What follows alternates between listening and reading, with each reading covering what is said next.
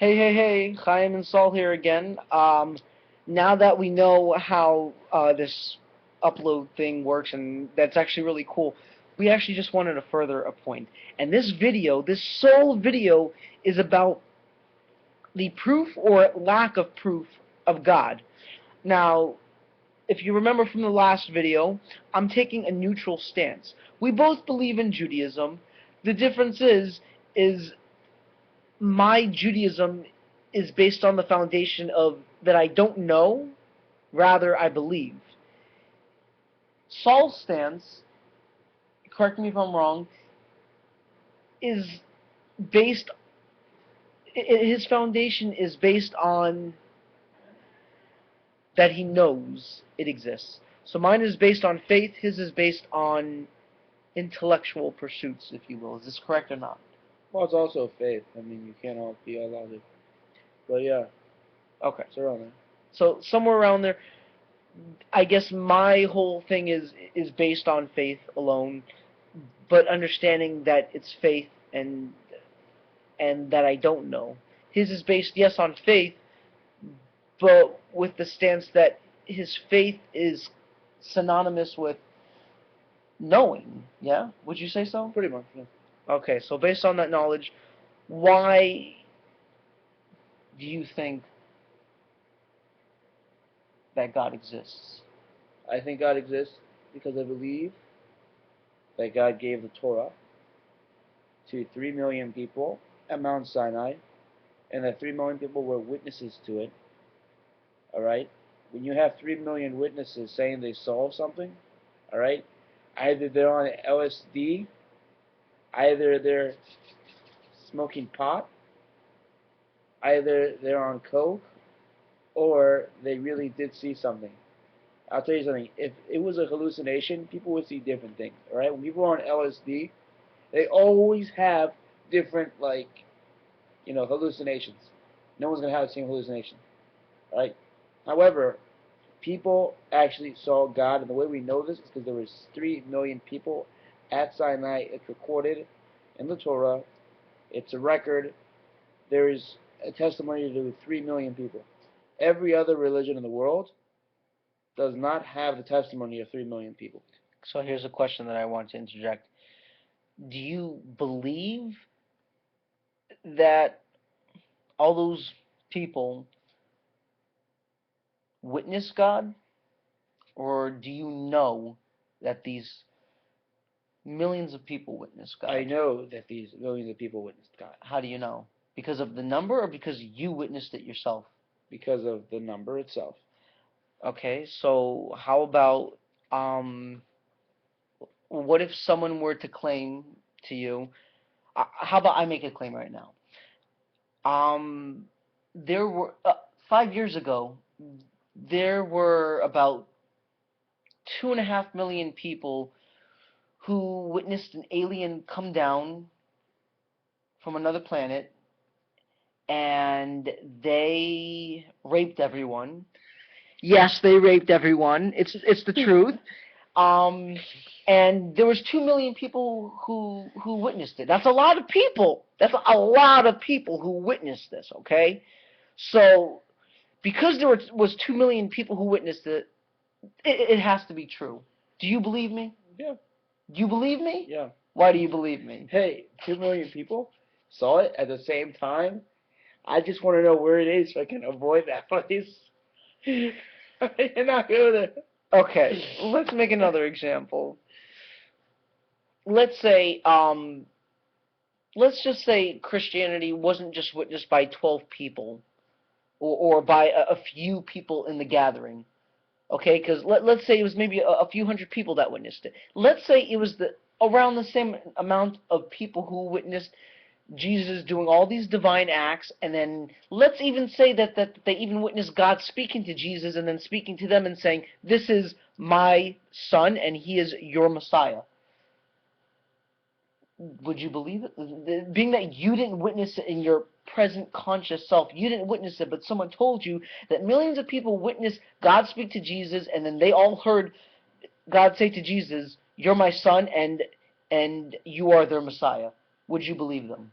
Well, it didn't happen that way. Well, how do we know that the events at Mount Sinai happened? That God spoke to the entire Jewish because we know there nation? were 3 million people on Mount Sinai. How do we know? How do we know? Because it's written in the Torah. You just circled an argument. Hold How on. do we know? Then you're begging the question. How do we know that the Torah is true then? Because it's never been changed. Well, how do we know that's never been changed? Because we have the same Torah in all over the world, from Yemen, all right, which had very little contact with other Jewish communities around the world, But all the way to Poland. But let's just say when it was first written, how do we know it wasn't a group of men who came together and wrote it in order to start a society who really wanted to be like everyone else, so special, but the only way to do that was to fabricate a story, and they all went along with it? First of all, that's heretical. I'm not saying that it happened or it didn't happen. That's pretty bad. I'm not saying that it happened or it didn't happen. I'm saying as a possibility. How do we know that it didn't happen like that? I'm not saying it did or Well, it didn't happen. Moses did write off, like, at the end of Deuteronomy, he does say, by the way, I did write this book. Okay, but my question is, how do we know that God? How do we know that God gave it to us? How do we? You didn't witness it. I didn't witness it. So all this is based off is hearsay. It's not hearsay. You were taught by a rabbi. Listen, about close to 3,300 years ago, God revealed himself to an entire nation. You believe in it, not know, you believe that it happened because of the number Yeah. of witnesses. But the key word is believe. If you knew, you would have been there to see it happen also. But rather Well, I you was believe. there. Maybe there's the possibility that your neshama was there, No, my soul definitely was there. but your conscious present self And I will also tell has you this. no recollection I will of also it. tell you this. As a little kid, I did have dreams of, like, Torah revelation. But that doesn't mean that And a lot of other people have it. that you were there. It means it was a dream. A lot of dreams could actually be like the past. Yeah, but Right. you never were taught. But were you taught about those events before you had those dreams? Nope. Only after the dreams did I start asking questions. That you had these dreams. I had these dreams about, like, this guy with, like, a big robe and a staff and the Ten Commandments, and then, like, millions of people, like, surrounding him. Okay, so that's a personal experience. But so maybe to you, based on those dreams, you believe that there's God. I mean, there is. You ever heard of hypnosis? Yes. People can actually, like, look at past lives that they lived. You know, like, they can see past lives they've lived before, which is unproven. How is it proven that there's past lives? Well, this is a totally different discussion. We should make a great video for the next one. For the next one. For the next one. Okay. But anyways, besides the fact, people use hypnosis and they're able to recall their past lives and they're able to recall a lot of things with hypnosis. They're able to go deep within the soul. So I think it's also possible that maybe also dreams, the soul can also come back to something that it's all in the past. I will say this. It's a possibility of that being true. It's not proof of it being true. It shows that there is a possibility. There's no way to measure the probability of it being true, but nevertheless, I will give you this, that it's a possibility. You said that you had these dreams, and there's no way for me to prove or disprove that you had these dreams without any prior knowledge of Torah.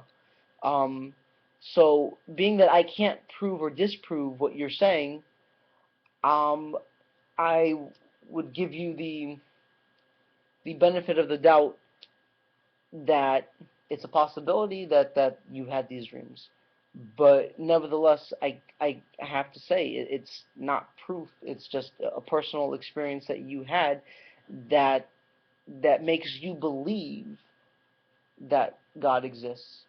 Whether you know God exists, there's no way to tell whether God exists. But because of those dreams, it gives you room to have strong belief in Torah. All right. So look, let's go back to the very basics. All right. The reason why God exists in Torah is real Because first of all, God gave the Torah to 3 million people on Mount Sinai. Those people received it, and they were commanded for themselves to write their own Sefer Torahs. They wrote their own Sefer Torahs, 3 million people. And they had to do corrections to make sure that it was 100% correct. Alright? And those Sefer Torahs were written back then are the same ones we have today. There's no difference in them at all. But I don't have my own Sefer Torah Yeah, you do. that I wrote. Well, nowadays we don't have, well, that commandment nowadays is, well, it also means that as well. The commandment means two things. It means you should write your own Sefer Torah, and it means you should learn Torah. That's what that commandment means. That you should write your own Sefer Torah. So, basically, it gives you a commandment to write your own Sefer Torah. Now, when the Jews left Sinai, they had thousands of Torahs that were all the same. Alright? You're going to tell me that humans are susceptible to, making mistakes. Yes. Right? As per our last discussion, yes, They're prone to making mistakes. yes. So, if you have 3 million people writing down a book, how many versions do we have now of the Torah? Well, are you talking about the ones that are fully in Hebrew or the ones that are actually The translated? ones that are fully in Hebrew. The Hebrews never changed. The writings have never changed. How many? There's a lot of them, and I'll give you this, that it's strong evidence to suggest it allows us to have a measurement of probability that there's good chances that, based on the fact that it hasn't changed since a certain period over thousands of years, it highly suggests that it could be true. Does it prove that it's true? Does it allow us to know that it's true? No.